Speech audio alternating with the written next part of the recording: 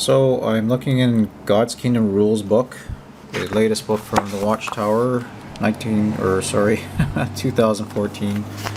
I was going to say 1914. Chapter 1, Let Your Kingdom Come, looking at the meaning of this generation on page 11. First of all, in the dictionary, it says generation means all of the people born and living at about the same time collectively.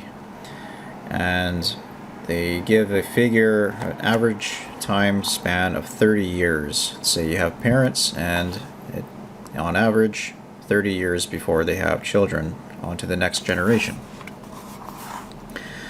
So this generation, did Jesus have in mind unbelievers? No.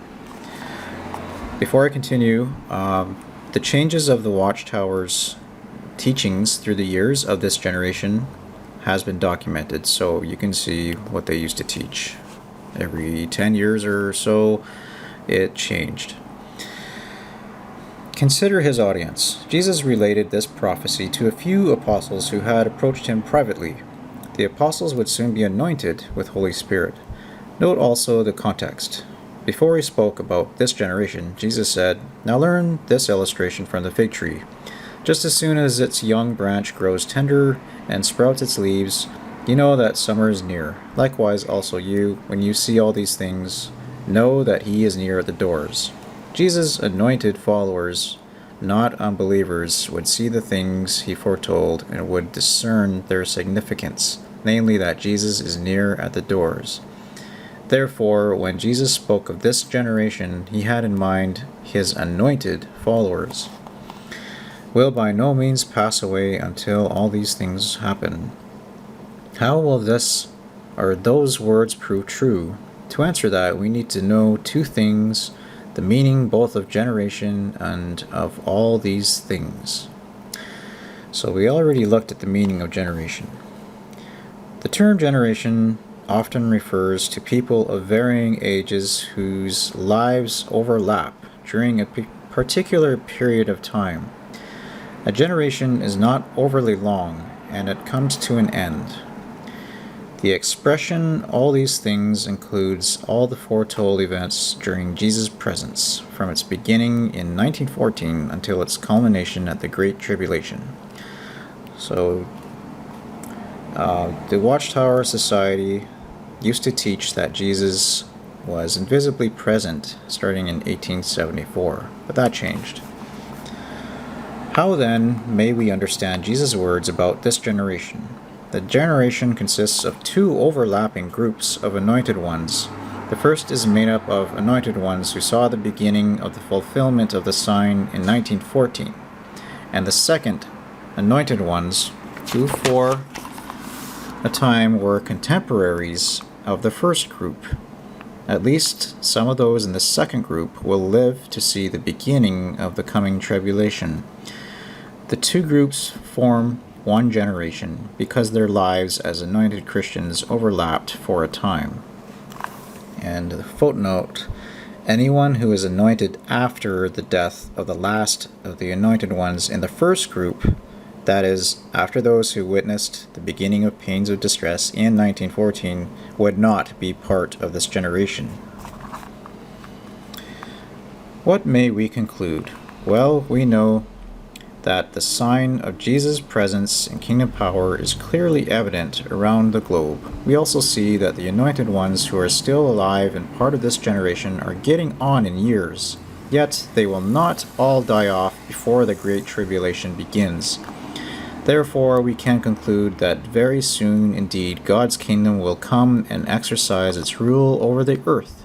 How thrilling it will be to witness the fulfillment of the prayer that Jesus taught us, "Let your kingdom come." Let us never forget the words that Jehovah himself spoke from heaven regarding his Son. Listen to him. As true Christians, we are eager to heed that divine direction. We are keenly interested in everything that Jesus said and taught about God's kingdom. What that kingdom has already accomplished and will do in the future is the vital field of study that will be discussed in this publication. The next chapter will examine the exciting developments that surrounded the birth of God's kingdom in heaven. So, generation from Matthew 24:32 to 34, Jesus indicated that the kingdom will come after this generation has witnessed the fulfillment of the prophetic sign. So, when Jesus was supposedly invisibly present starting 1914, you have group 1 of the anointed ones who saw the beginning of the fulfillment of the sign in 1914, but they are all dead. There's a dead stop there where that guy is. Group 2, anointed ones who were contemporaries of the first group. Some of these will live to see the Great Tribulation. So how I see this is that if this guy died at age 90, that would be in the year 2004 when this guy decided he was anointed. So the Watchtower Society has bought a lot of time, and there are many years ahead where they could continue lying and making up some of their baloney. So this guy here, who was anointed in 2004 or later, let's say if this guy lived until 2014, but you have to keep in mind this guy would probably need to be at least 20 years old before he decides he was anointed, if that makes sense.